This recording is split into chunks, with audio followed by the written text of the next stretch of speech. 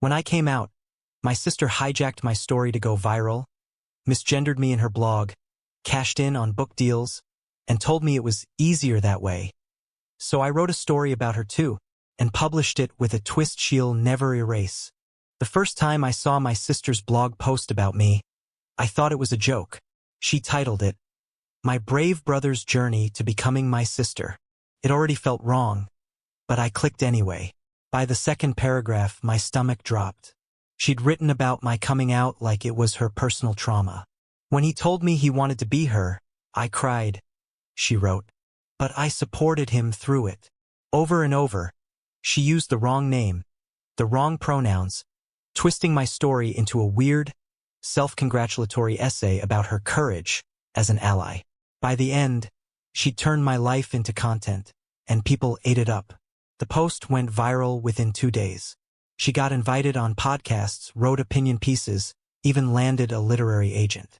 And every time she talked about me, she'd say, "My brother is now my sister," like she was narrating a reality show.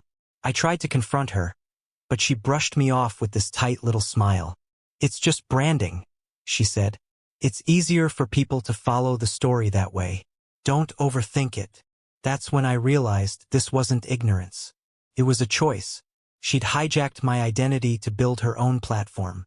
And when I came out publicly, it didn't even feel like mine anymore. Every comment thread, every Google search, all filtered through her version of me. So I stopped trying to fix it. I stopped asking her to respect me. Instead, I started writing too. First, it was just a few notes. Fragments of memories she left out. Things she edited out of our story to keep her audience comfortable. Then those notes turned into scenes. The scenes turned into a full manuscript. And by the time her book hit shelves, the one where she painted herself as the selfless sister of a trans icon, mine was already at the printer too. Except mine wasn't about her bravery. It was about her theft. And the twist? She didn't know she was the villain in it.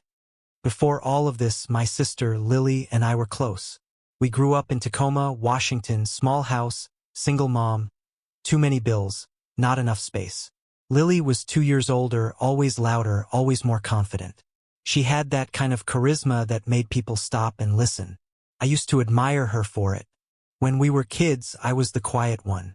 She'd be out front putting on shows for the neighbors while I sat on the porch steps, scribbling in a notebook. She'd call me her little ghost writer. It used to sound affectionate. Now it feels prophetic. Lily started a lifestyle blog in college, The Lily Edit. At first, it was thrift hauls and dating stories. She built a following fast, turned it into a career. She was good at curating herself. Every photo, every word, all part of a clean, brandable narrative. When I came out to her, I thought it would be different. I thought she'd finally see me instead of the person I'd pretended to be for everyone else. I remember sitting in her apartment, hands shaking, rehearsing the words. And for a second, she really did hug me, whispering, "I'm proud of you." But then she pulled back and said, "We should tell your story, together." I didn't get what she meant at first. I told her I wanted to come out privately, at my own pace. She said she respected that.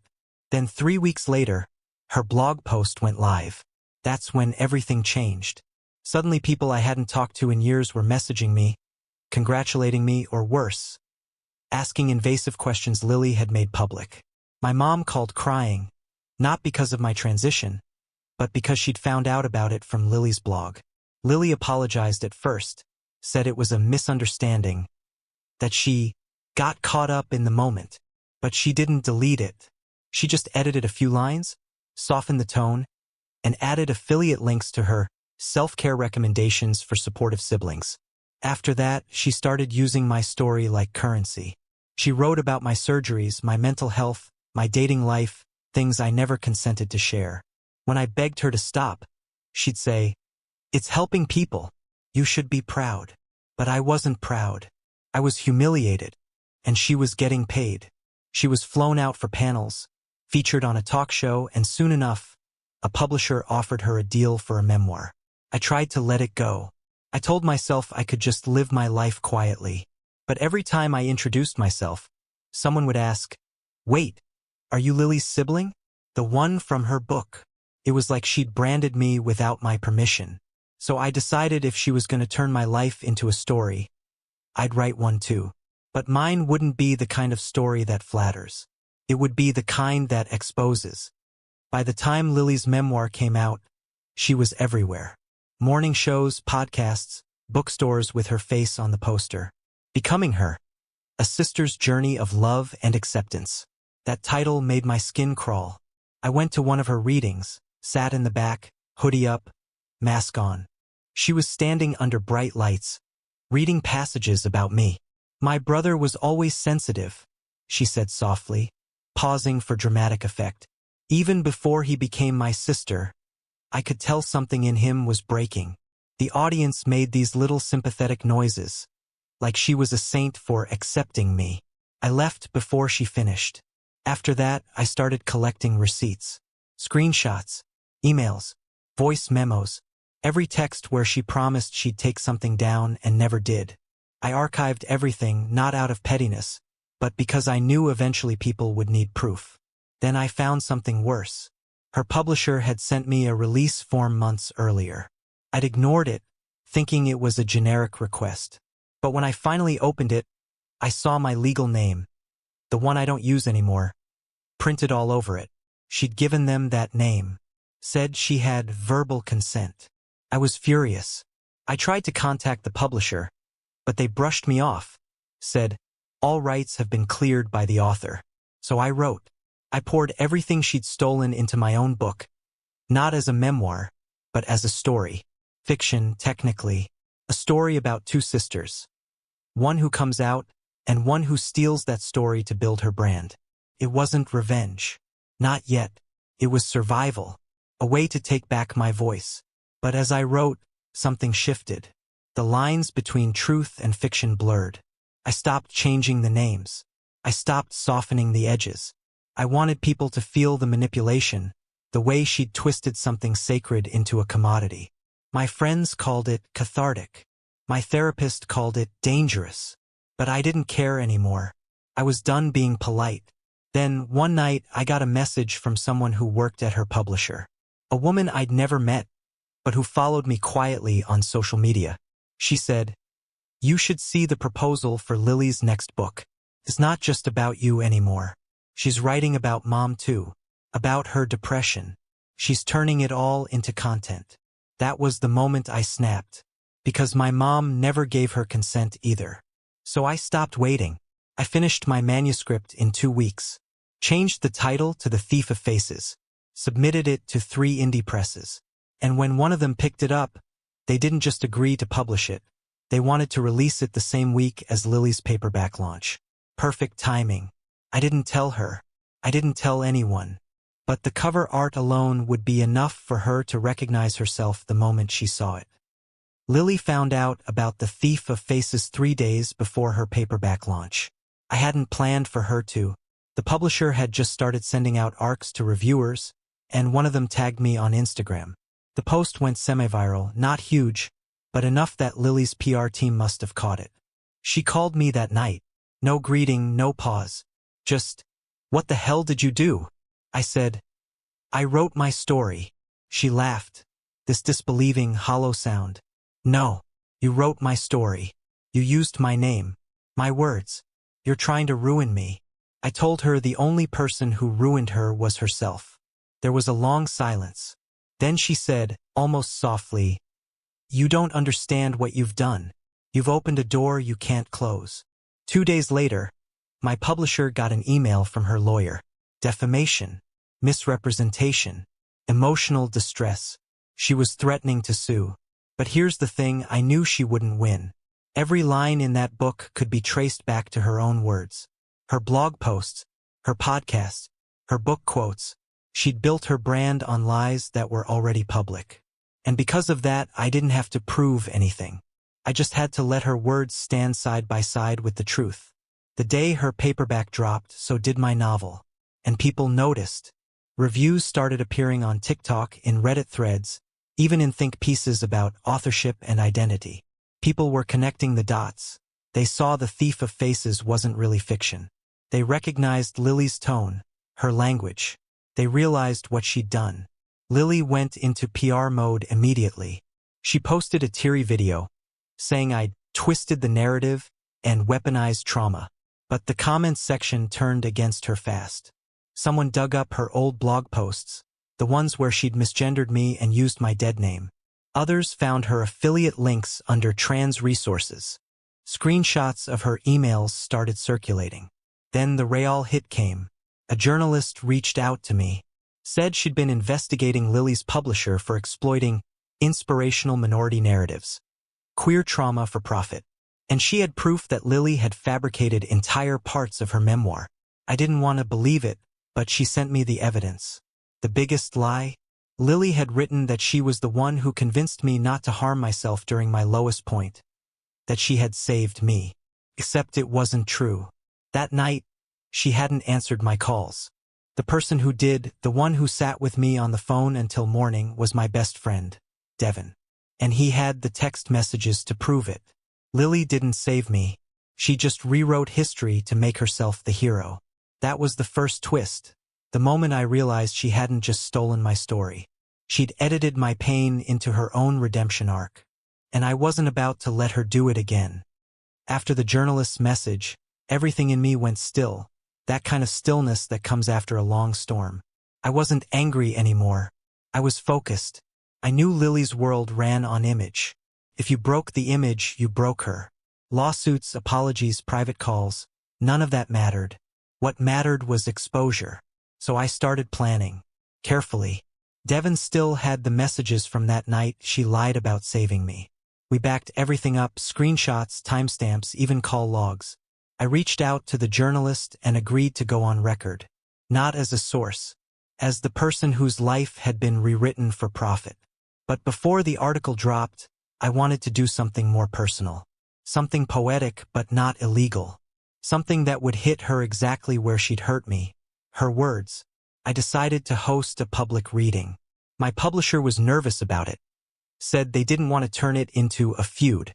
But I told them this wasn't about fighting. It was about reclaiming. We booked a small bookstore in downtown Seattle. Nothing fancy, just an indie place with folding chairs and string lights. I invited a few local writers, trans advocates, and quietly a few journalists. The plan was simple. I'd read one chapter from The Thief of Faces. Then, without naming her, I'd project her original blog posts on a screen behind me. Word for word. So people could see how much she'd taken. The irony? Every single quote was still live on her website. She hadn't even hidden the evidence. Meanwhile, Lily went silent online. No videos, no tweets. Her team must have told her to lay low. But behind the scenes, she was panicking. She texted me nonstop. "You're destroying everything I built. I was trying to help you. Why can't you just let it go?" I didn't answer any of them. Then, the night before the reading, I got an email from her publisher, the same one who ignored me months ago. They were suspending future projects with Ms. Reynolds pending a review of factual discrepancies. That told me one thing. They'd seen what was coming. I spent that night alone in my apartment, rehearsing what I'd say. I wasn't great at public speaking. I kept thinking about how nervous I'd been coming out the first time, how she'd taken that trembling honesty and turned it into a product. This time, I wasn't trembling. When the night came, the place was packed.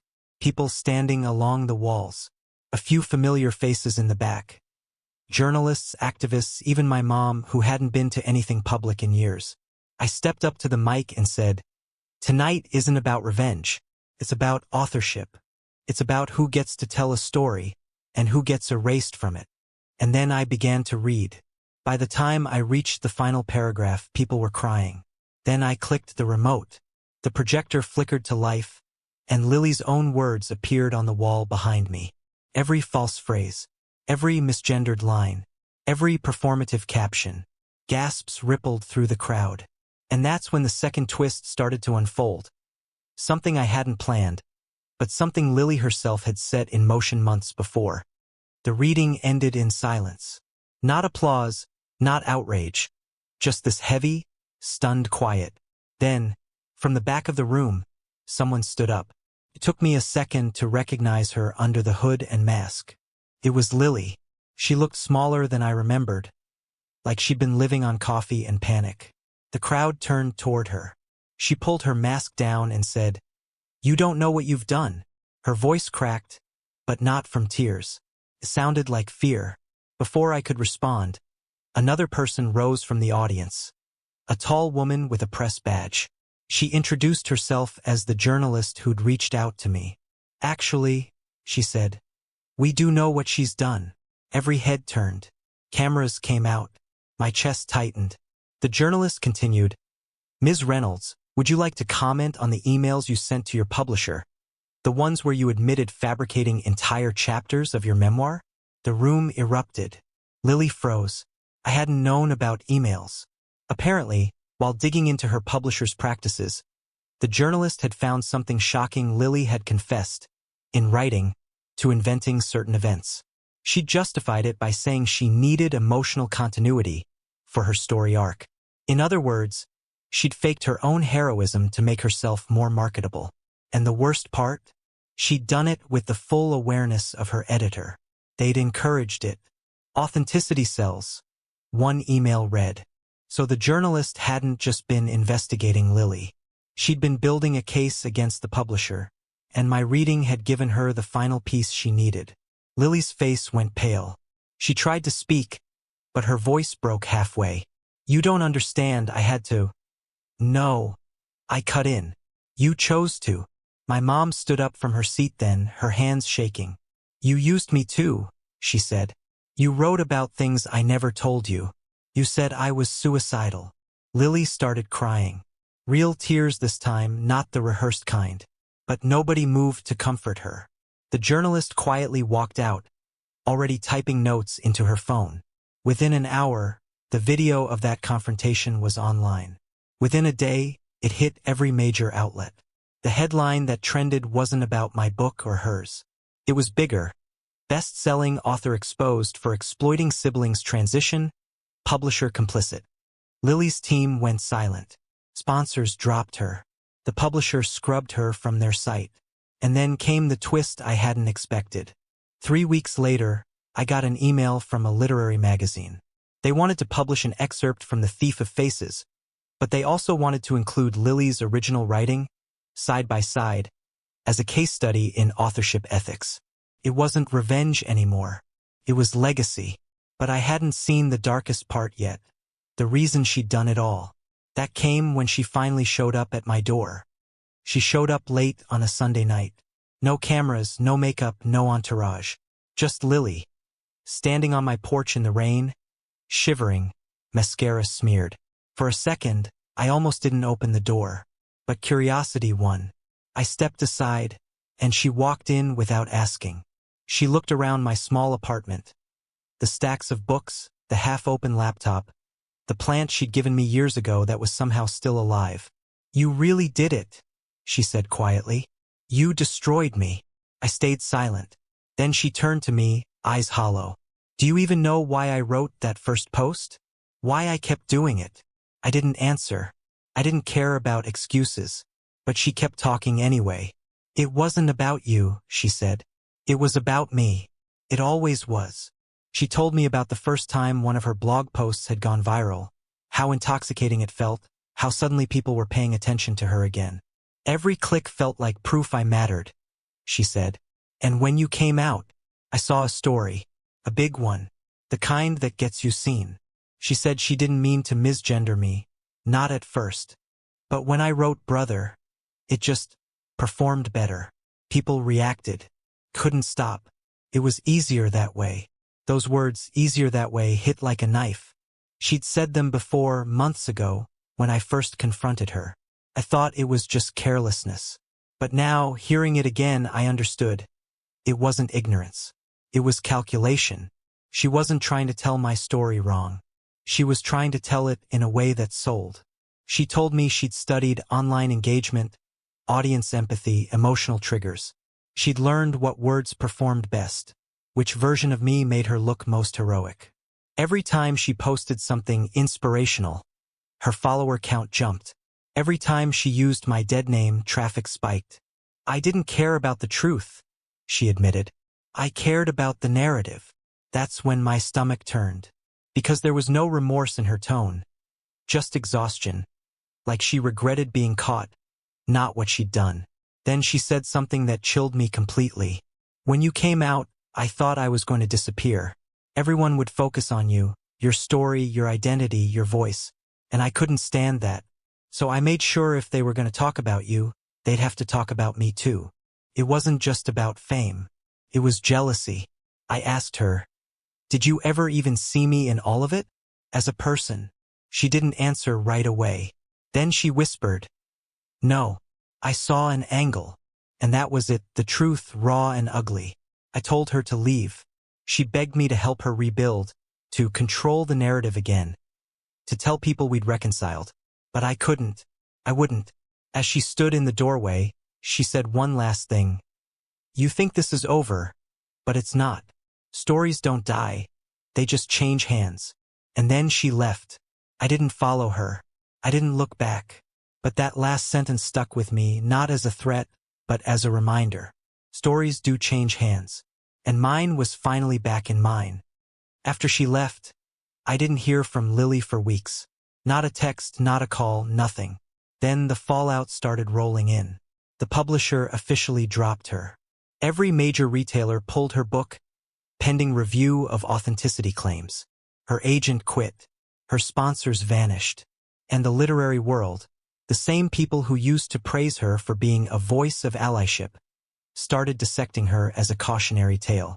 Articles titled things like, When Advocacy Becomes Appropriation, and The Price of Story Theft. She'd wanted her name everywhere, and she got it, just not how she planned. Meanwhile, the thief of faces exploded. It wasn't just because of the drama. People connected with it. Readers wrote to me saying it helped them reclaim their own stories from people who'd twisted them. For the first time in my life, my name wasn't attached to her shadow. It stood on its own. But revenge isn't just about watching someone fall. It's about reclaiming what they took, your dignity, your voice, your narrative. So when my publisher asked if I wanted to do a follow-up, I said yes. But this time it wasn't about Lily. It was about people like me. People who'd been rewritten by someone else's agenda and were fighting to take their truth back. When the book hit pre-orders, I donated half the profits to a fund that supports trans writers, the ones who never get book deals because their stories aren't palatable enough. I wanted to turn the thing she'd exploited into something that could actually heal. The final piece of revenge came quietly, though. A year later, at a writers' conference, I was asked to speak on a panel about authenticity. When I walked out on stage, I noticed someone sitting in the last row, hood up, eyes down. It was Lily. When I finished speaking, she didn't come up to me. She just sat there until the crowd cleared. Then she slipped a small envelope onto the empty seat beside me and left. Inside was a single page, a blog draft, dated from 2 years ago. The title read, My Sister's Story, the one I never deserved to tell. The text beneath it was unfinished. Just one sentence.